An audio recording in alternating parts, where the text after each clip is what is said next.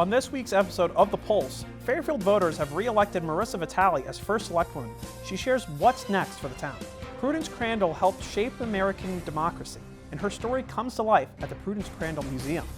And that's not all. We'll show how African Americans shaped Bridgeport and how Black history is still alive in our community today. Plus, we'll check in on Earthplace at Westport and the major updates to their birds of prey enclosures. And we'll bring you Entertainment Spotlight with the latest in music and film, followed by Connecticut weather and the hottest social media trends. I'm Kevin Glennon. And I'm Michael Castellano. All this and more right here on Sacred Heart's own broadcasting program. You are watching The Pulse. From Sacred Heart University in Fairfield, Connecticut, this is The Pulse. Earlier this year, Fairfield voters elected Christine Vitale in a special election following the passing of the former first select person, Bill Gerber. I recently sat down with her to discuss her priorities for moving the town forward. It's been some time since voters in Fairfield decided the outcome of a special election following the passing of the town's previous first select person. Now with the transition complete, attention is drawing to what comes next. I had the chance to sit down with first select person Christine Vitale to discuss her plans, from addressing rising property assessments and tax concerns to outlining her broader priorities for the town. With just a few months into office, Vitale has big plans for the town of Fairfield. Well, right now we are in the midst of budget season, so it's the issue was somewhat dictated just by the season. So my primary focus right now is just finalizing the town budget. We'll be presenting it to the Board of Select Persons on Tuesday, really engaging the public in the process, and that will pretty much take up a lot of time up until May. The town of Fairfield is always growing, and Vitale says she plans to continue projects started by her predecessor, Bill Gerber. You know, we had a revaluation recently in Fairfield, and we've seen a large increase in the value of our residential properties and our commercial properties, but there's been a shift to the residential more. So we're just always looking for ways of revitalizing our commercial district. So that's going to be a priority in the year ahead.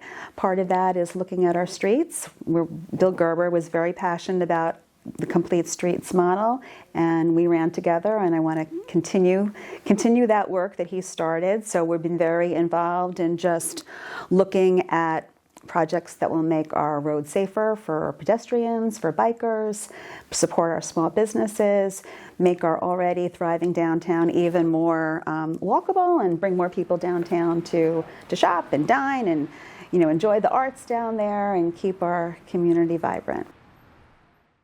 Affordability continues to be a concern for many residents, but Vitale says maintaining town services remains a priority. Affordability comes, and it means different things to different people. What's affordable to one person, maybe, the challenges from a financial standpoint. We're always looking from a budget standpoint, looking at ways to find efficiencies and deliver services more cost effectively, but I'm also very cognizant of the services that our residents rely upon and came to Fairfield for and stayed in Fairfield for. Vitale says education continues to play a major role in the town's overall planning. Of course, our school district, I got involved in town government through the Board of Education. So that is on a personal level, just very important to me, to maintaining our public schools. And from a town perspective, our schools drive our property values, which, supports lots of families coming here with disposable income to support our small businesses. So very cognizant of making sure that we continue to maintain our stellar schools and our school district. It's large. We've got a lot of neighborhood schools. People like that model, want to protect that. Beyond the budget, the conversation also turns to growth and development. Building the commercial base and looking at diversified housing stock for residents, for young adults especially. There's very often, we just had our economic development director was reporting to our RTM a couple of nights ago and saying we want to bring more 25 to 35-year-olds back and keep you in town. We have two great universities, as you said. We would like that energy and intellect and entrepreneurial spirit to stay in Fairfield if possible, and not lose the talent and the excitement and the youth that you bring to New York or Boston. Vitale says she wants residents to stay engaged with town government but also sharing a message for the people of Fairfield. You know, regardless of whether or not you voted for me or not, I'm honored to serve as your first select person, and I serve all the people of Fairfield and continue to hope to bring people together to raise a civil discourse and foster a spirit of collaboration right now. With a special election now behind her, Vitale says she's focused on building a strong future for the town. For The Pulse, I'm Michael Castellano, Fairfield, Connecticut. As the United States nears its 250th anniversary, communities are revisiting the stories that shaped American democracy. One of them started in a small classroom that is now the Prudence Crandall Museum. Alexandra Maxwell has the story. On a quiet road in Canterbury sits a small white house many people drive past every day, never knowing it once shook the foundation of American education. In the 1830s, this is the home of Prudence Crandall, a teacher who opened the first school for Black women in the United States. At a time when educating Black women was not just controversial, but illegal. The idea of higher education for Black and brown young women was not really considered acceptable by the polite white society of the time. African American women, even born free and in the North, were not considered citizens of the United States or of the states in which they resided. So that limited their education opportunities, their professional opportunities, and they could experience state-sanctioned violence, which is what occurred here. So when Crandall agrees to admit Sarah Harris as a full-time student equally with the white students, she doesn't expect it to become as momentous as it is. The local community does try to get her to expel Sarah Harris. And she refuses to do so. However, when the parents of the white students put pressure financially on her by withdrawing their daughters from the school, and she's not able to financially sustain the school, she realizes that she has to make another choice. She closes down the school for white students and opens solely for young African American students. And her students are coming from out of state. So that is really, I think, the really radical decision that she makes. Crandall's decision sparked outrage, violence, and her arrest, but it also forced Connecticut and the country to confront who education was truly for. Crandall versus Connecticut in 1834 becomes the first systemic U.S. court case of citizenship for African Americans in the history of the United States. Her opposition, the prosecution, is arguing very simply that, there was a law, she broke it, and there should be consequences in their goal to close the school down. Her attorneys instead are using this as an opportunity to argue for Black citizenship. As the United States approaches its 250th anniversary, historians say Crandall's story is more than just Black history, it's American history. Everyone involved in this story is working together to provide access, to provide equality to everyone. And I think that in and of itself is an excellent example of everyone working toward democracy, right? To widening what we the people mean. And I don't think it is a nebulous statement, right? We the people means everyone. We should all have that right to, life, liberty, and pursuit of happiness. And I think that that's what we see happening here, where we're expanding that to include everyone. Everyone used their place of privilege or lack of privilege, right? Where Sarah Harris's privilege was only to have that courage to ask to go to school here. She was the least privileged person in society, right, as a young Black woman. To people like Arthur Tappan, who was extremely wealthy. He was a white abolitionist from New York State, and he uses a lot of that privilege that he has as a very wealthy white man to help fund what is happening here. He's part of the group of people that puts that bond down to the school. He's also helping fund the defense.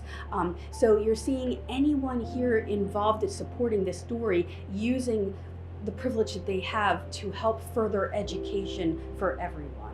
Long before equal education was protected by law, this classroom became a test of democracy, one that still resonates today. So I think we've come so far that we forget, everybody has access to education these days. And I think that we forget that that wasn't always the case. I think that that's important when you're talking about education, to remember kind of how far we've come and that we're very privileged here in this country, and it wasn't always like that. That one act of Prudence Crandall standing up and doing what was right and teaching others had a ripple effect really across the entire nation. And those people that she taught then took their education and went out and taught others.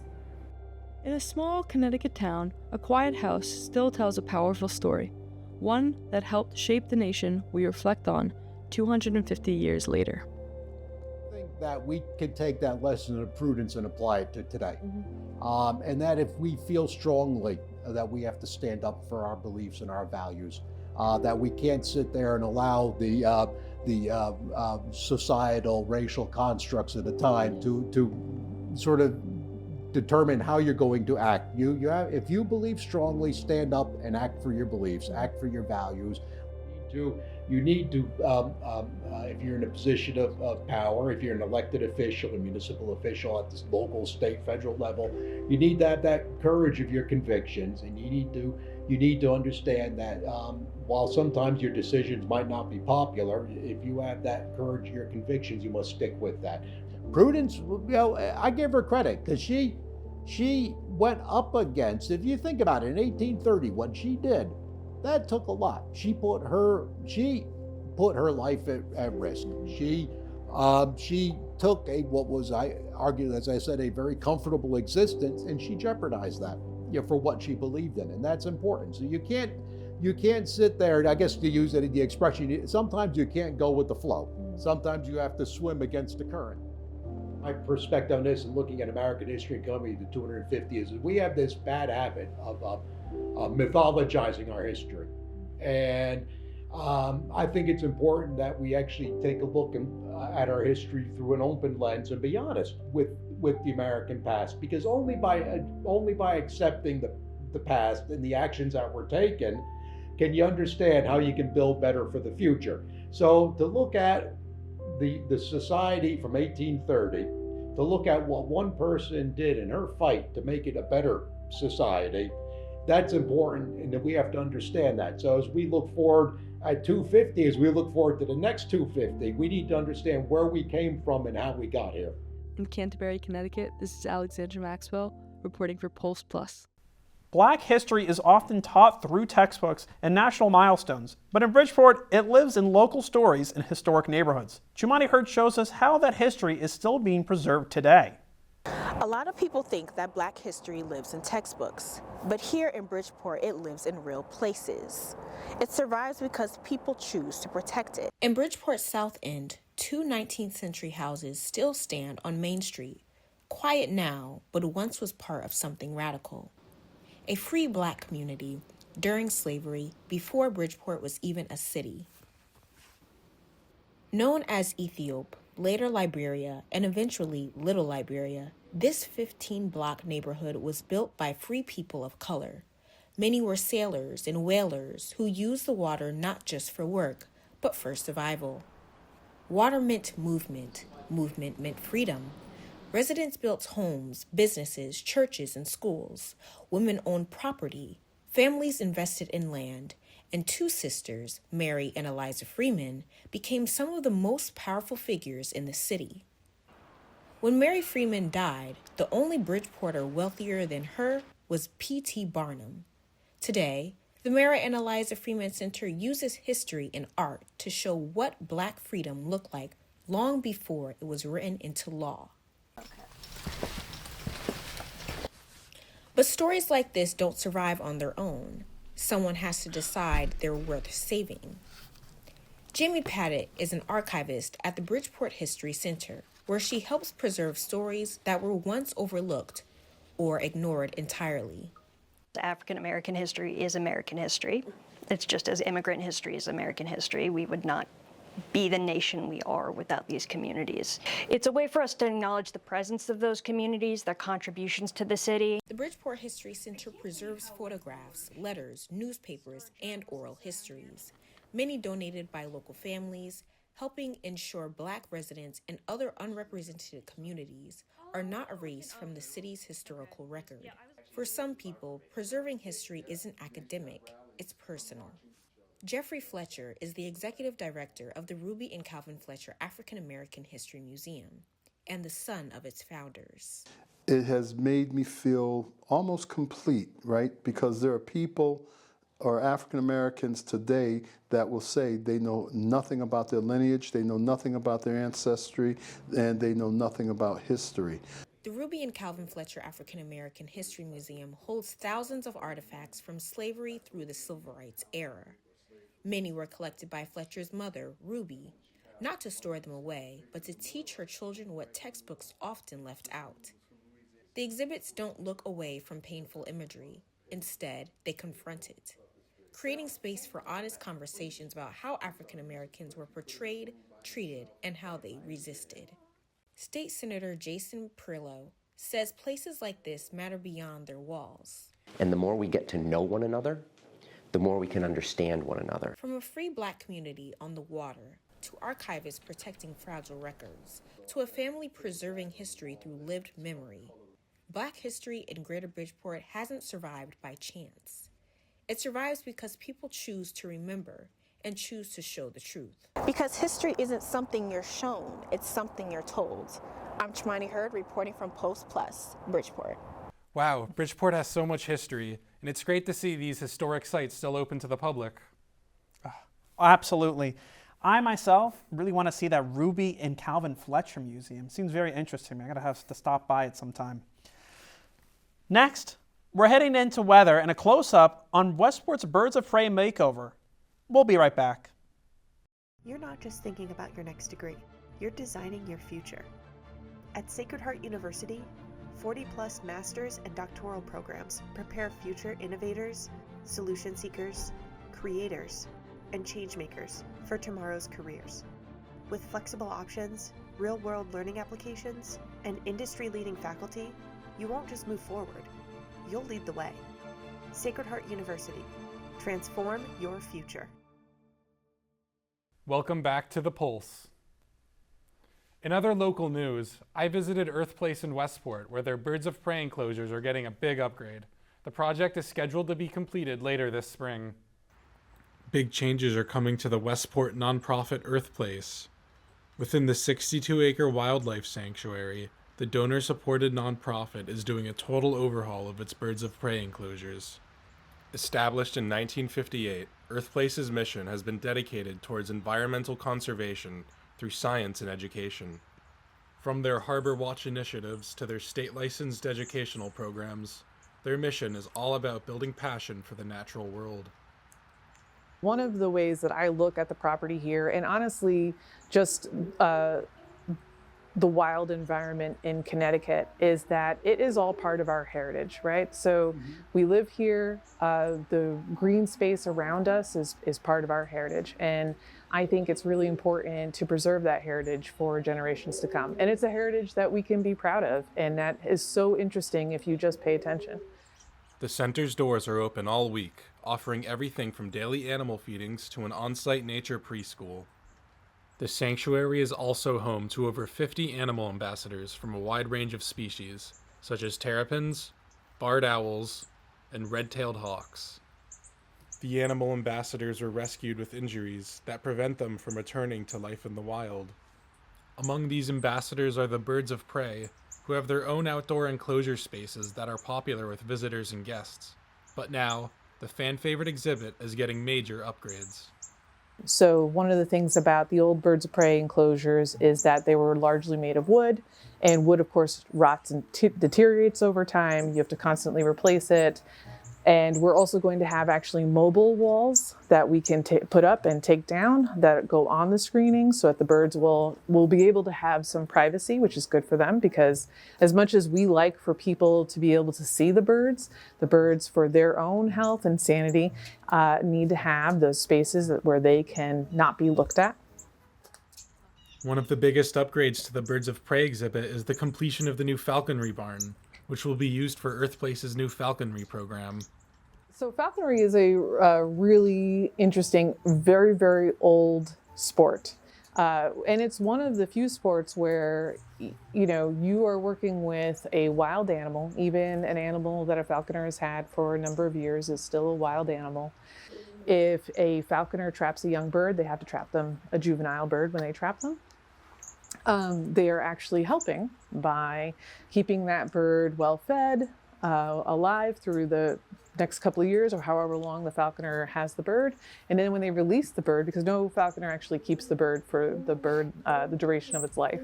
When they release the bird, you have a bird who is more experienced at hunting and is able to take care of themselves through the following winters. As Earthplace continues to protect our environment, their doors remain open for visitors of all ages. Their work is made possible through generous donor support, and if you're interested in supporting them, you could find all the details at earthplace.org. With construction wrapping up this June, the new enclosures ensure that both the birds and the community have a space to thrive for years to come. In Westport, this is Kevin Glennon reporting for The Pulse. Those birds of prey are getting a major makeover at Earthplace, and with spring just around the corner, it's a reminder that the weather is starting to change too. Let's take a look at what's headed our way this week across Connecticut. On Wednesday, a mix of sun and clouds across the state. A pretty quiet day overall. Danbury comes in at 54 degrees, with Fairfield slightly warmer at 55. And New Haven ranges from 48 along the shore to about 54 inland. So yes, classic April Fool's energy. Sunny in one spot, cloudy in another, but just cool enough to make you question your outfit choices. Thursday, rain moves in, and it looks like a wet one across the board. Danbury warms up to 67 degrees, and Fairfield hits about 63. New Haven stays in the low to mid 60s, around 63 near the shore, and to up about 66 inland. So it's milder, but you'll definitely need the umbrella. This is not an April Fool's joke. Friday, we keep the clouds and some scattered rain to around the end of the week. Danbury cools down to 54 degrees, with Fairfield around 50. New Haven ranges from about 49 along the coast to 61 inland.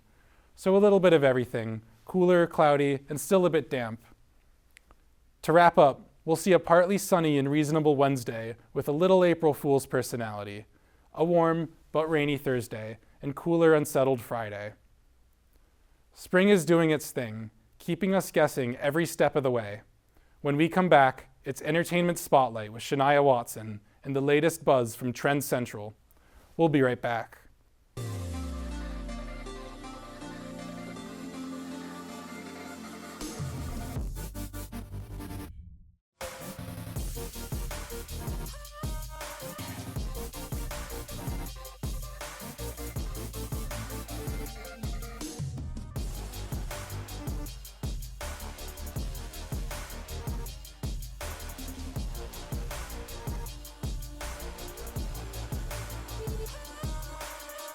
Welcome back to The Pulse. Up next, we're diving into the latest buzz in music and film. Bruno Mars is back, Labyrinth shocks the industry, and your favorite animated movies are getting big updates. Here's Shania with Entertainment Spotlight. Welcome to Entertainment Spotlight, where we bring you what's hot in music, film, and pop culture. Let's kick things off with a major return. Bruno Mars has dropped his second album after more than a decade, and it's already climbing to the #1 spot in the Billboard 200 charts. Mars was last on top when his album Unorthodox Jukebox hit #1 back in March of 2013. Some critics say his new work leans on old tunes, but fans are definitely buzzing. In other music news, British artist Labyrinth announced he's stepping away from the industry, posting an expletive-filled message to his label Columbia Records and HBO's Euphoria.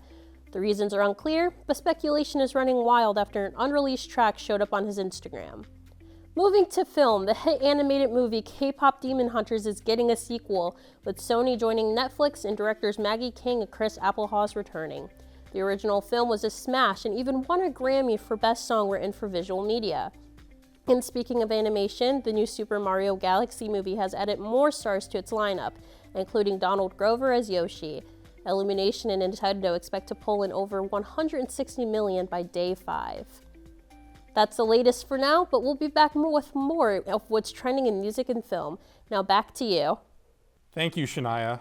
Wow, I'm really sad to hear Labyrinth is stepping away. Euphoria was huge, and his music added so much to the show. Yeah, it's great seeing music artists, and not only in the music they've released to the public, but on composing shows and movies. So it's going to be hard to see him step away. But for the Super Mario Galaxy movie, I'm very excited for that. I'm going to be pre-ordering my tickets and being there with my popcorn. I'm honestly love the cast too. Sometimes I wish I could just jump in right into it. Let's switch gears though. Chumani Hurd is next with the hottest trends and viral buzz across social media. Thanks, Michael. From career hacks to AI therapy and sleep trends, we're diving into what everyone is talking about online this week. Instead of waiting until their 60s to retire, some young professionals are taking time off throughout their careers. It's called micro-retirement. The concept is simple. People step away from work for a few months or even a year to travel, focus on personal goals, or recover from burnout before returning to their jobs. Supporters say it's best to enjoy life early, but critics warn that long breaks can be risky depending on savings and job security. Still, micro-retirement is part of a bigger shift in how people think about careers. Hopping on that new micro-retirement trend. What are you talking about? You just requested a micro-retire for a full week. Are you talking about my vacation request? Don't try to change the name now. Micro-retirements are the latest trend changing how younger generations travel. As stress levels rise in a push for more work-life balance, more and more people are taking extended career breaks that last anywhere from a few months to a year. There's a new trend called micro-retiring that has Gen Z taking small breaks throughout their career instead of a long one at the end. I am in a micro-retirement right now. I am microdosing retirement as a 30-year-old. This comes at a time where work is starting to feel less like a sprint and more like a marathon. And so micro-retiring is Gen Z's version of taking water breaks along the way. Some people are also turning to artificial intelligence for emotional support. Users on social media are sharing how AI chatbots help them talk through problems, get advice, or process their feelings. It can feel easier to open up to a bot because there's no judgment, but experts caution AI can't replace real therapy or human connection, and it doesn't understand emotions the way a trained therapist does. So some people are going to chat GPT to talk about their problems instead of talking to real people going to therapy. I literally saw a post where someone said, I'm done venting to friends, I'm done talking to people, I'm done going to therapy. Harvard Business Review did a study that between 2023 and 2024, personal therapy became the #1 use case of ChatGPT. Personal therapy. Is that a good thing? Therapy is expensive. Most people don't have access to it. Imagine we could democratize therapy to everyone for every purpose. And now everyone has a perfect therapist in their pocket and can talk to them all day long, starting when they're young. And now everyone's getting their traumas healed and everyone's getting, less depressed. It sounds like it's a very compelling vision. So the challenge is, what was the race for attention in social media becomes the race for attachment and intimacy in the case of AI companions. Fun fact, more and more people are turning to AI for therapy, and research shows that people prefer AI chatbots over real human therapists. 2 recent studies compared how ChatGPT and real human therapists were viewed by patients. And if you think sleep is boring, think again. A new trend called sleep maxing is getting people to take rest seriously. It involves optimizing your sleep with nighttime routines, tracking apps, supplements, and even special lighting. Supporters say it boosts energy, focus, and well-being, but experts warn not to obsess too much or it can backfire. The trend reflects a bigger focus on wellness. I used to get the worst sleep ever, but for the past few years, I've been dialing in my sleep maxing routine, and I've never slept better. So we're gonna go through all the things in my environment and in my routine that help me optimize incredible sleep. Now, we all need a nighttime routine to help us relax, to help with our anxiety, help us go to sleep, but most importantly, to help us with our emotional cravings, stress, and inflammation throughout the next day. But let's get into how to create a nighttime routine. For starters, we want to try to go to bed about 60 minutes before our bedtime. This gives us time to unwind, to really put our bodies into a space of relaxing. So the reason most of you have no energy throughout the day is because 1, your sleep schedule is terrible, and 2, your sleep quality is terrible. So as a D1 athlete, I'm going to be showing you how I dial in my sleep for optimal performance and recovery. So first off, we got the blue light blocking glasses. This is going to block out all blue light from phones, TVs, etc. Sometimes better sleep is one of the easiest ways to improve your day. Those are the top trends making waves online this week. Back to you, Michael and Kevin. Thank you, Chumani. You know, Michael, I might just have to try the sleep maxing thing for myself. I'm definitely on you with that. It seems very interesting to me. I want to try because sometimes I only get around 4 to 5 hours just a night. Well, that's all for this week on the Pulse Plus. I'm Michael Castellano. Thank you for watching and staying connected with us. And I'm Kevin Glennon. We'll be back next time with more stories, more trends, and everything in between. Until then, stay safe, stay curious, and we'll see you soon.